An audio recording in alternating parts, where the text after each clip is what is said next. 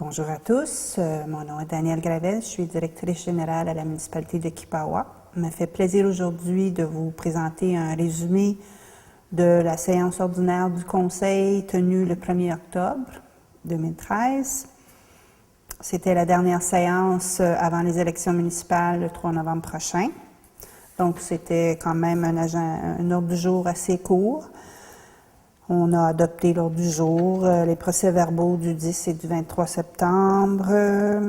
Au niveau de la correspondance, le Conseil a adopté une résolution pour proclamer la semaine du 17 au 24 novembre, semaine de la justice réparatrice. Je vais juste vous dire, résumer en gros, c'est que face aux crimes et aux conflits, la justice réparatrice offre une philosophie et une approche qui voit en ces questions principalement un tort causé à des personnes et à des relations. Et la justice réparatrice, c'est une approche non conflictuelle et non punitive.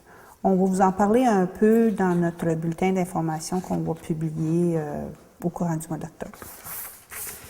Ensuite, on a adopté les comptes payés pour le mois de septembre au montant de 54 754,62 et ainsi que les comptes à payer en date du 1er octobre pour la somme de 28 189,49. Dans le rapport de chaque élu dans sa fonction, le conseiller Carrière parlait des travaux qui sont effectués présentement pour améliorer les tournées lorsqu'on fait du déneigement. Et tout va bon train à ce niveau-là. Le conseiller Lefebvre répète encore qu'il n'est pas satisfait de l'état des chemins. Ensuite, le conseiller La Rochelle, lui, parlait de la réunion du comité consultatif d'urbanisme dont il est président.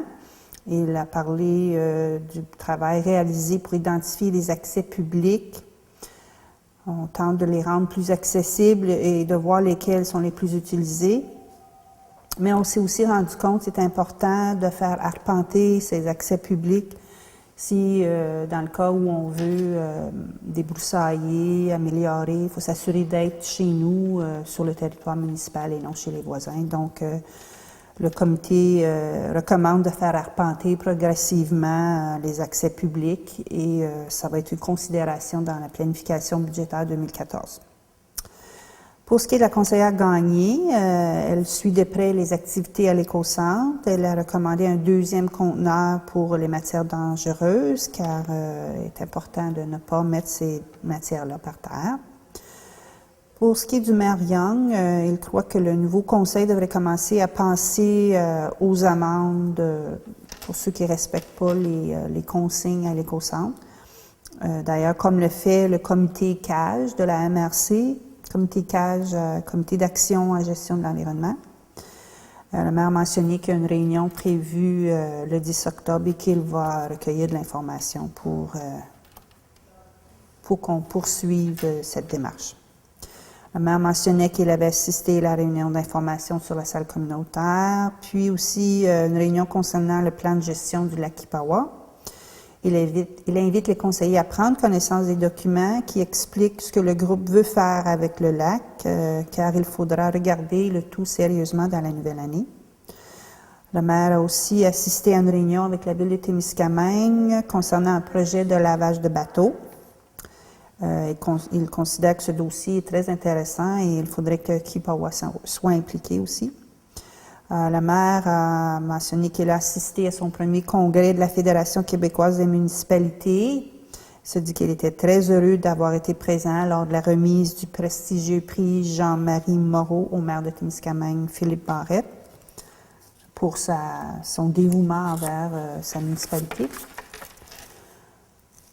Et il a profité de sa présence au Congrès pour se bâtir des alliances avec les grosses municipalités de notre région. Au niveau des projets de développement, nous continuons de travailler sur l'impression d'une carte des rues et des lots de la municipalité avec l'aide d'un technicien de la MRC. On arrive à la fin. Ensuite, j'ai assisté à une rencontre concernant un projet d'usine de sciage, L'étude d'opportunité a été déposée, on attend la suite des choses. J'ai également assisté à une rencontre du comité de maximisation des retombées économiques où il a été question d'une étude sur les retombées économiques des activités de Tembec. Des offres de services ont été reçues pour cette étude et il reste à choisir la firme qui mènera l'étude. La municipalité a été invitée à participer à un nouveau comité de développement, Témiscamingue-Kippawa, dont le but est de soutenir et de promouvoir le développement économique dans notre région. Cette demande est issue du comité provisoire de la coopérative alimentaire. 2 dates sont proposées, soit le 9 ou le 10 octobre. Et j'ai aussi mentionné au conseil que les prochains mois, on va mettre l'emphase, le mois de novembre, ça va être sur les élections, parce que c'est quand même un processus très, pour pas dire complexe, mais avec beaucoup de détails. Il faut faire attention aux détails, puis aux formulaires, ainsi de suite. On va commencer à préparer le budget et il y a aussi le projet de réfection de la salle communautaire qui a reçu l'aval du conseil municipal et qu'on doit commencer dans les prochains jours, car il faut que le projet soit terminé pour le 31 mars. Et je répète encore une fois que ce projet a reçu l'appui du ministère de développement économique pour les régions du Québec. J'ai accordé une subvention pouvant aller jusqu'à 200 000 $. Et le projet est évalué à environ 320 000 $. Et la municipalité fournirait 50% de ces coûts-là. Ensuite, on a procédé dans les affaires nouvelles. Le président d'élection de la MRC de Témiscamingue recommandait aux municipalités d'adopter la même grille tarifaire pour que tout le personnel électoral dans toutes les municipalités de Témiscamingue reçoivent la même rémunération. Et on a proposé un tableau et le conseil municipal a accepté les nouveaux tarifs horaires.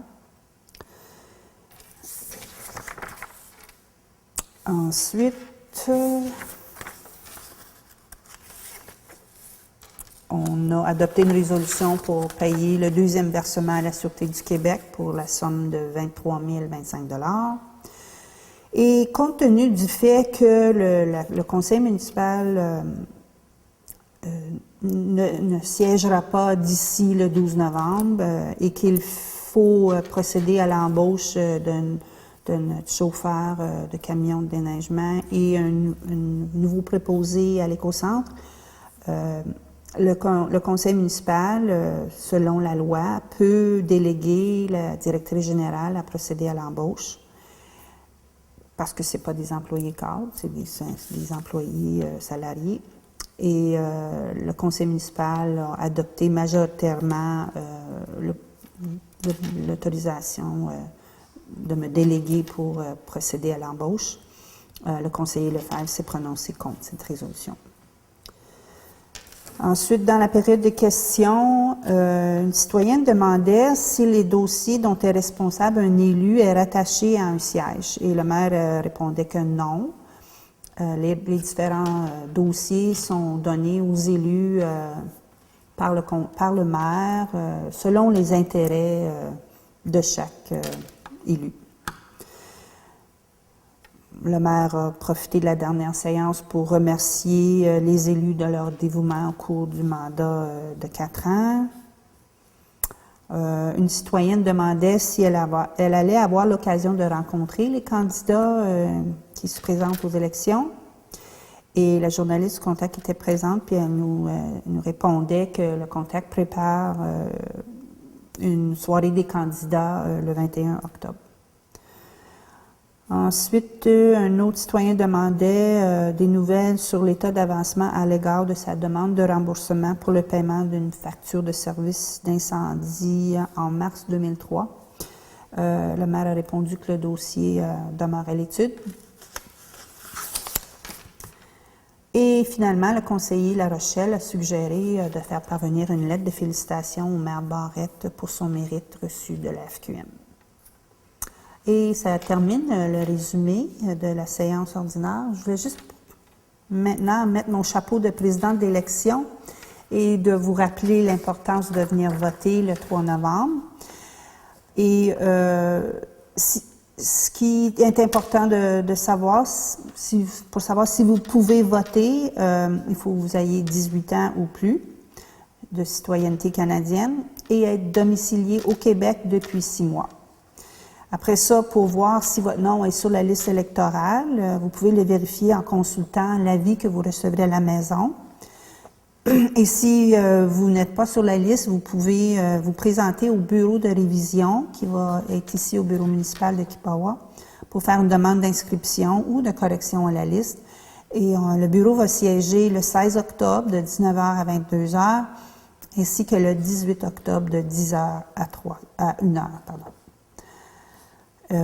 Et aussi, comme dans toute élection, c'est important quand vous allez venir voter, d'assurer d'avoir une pièce d'identité qui indique votre nom et votre date de naissance, ainsi qu'une deuxième pièce qui indique votre nom et votre adresse. Et grosso modo, le vote par anticipation va avoir lieu le dimanche 27 octobre ici au bureau municipal.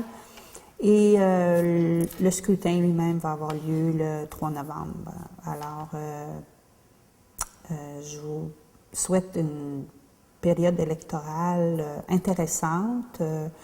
Je sais qu'on a beaucoup de candidats qui se présentent. Je pense qu'on va avoir un bon débat intéressant. C'est sain pour la communauté de débattre des points. Et c'est intéressant que les citoyens s'impliquent. Alors, avec cela, je vous souhaite bonne journée.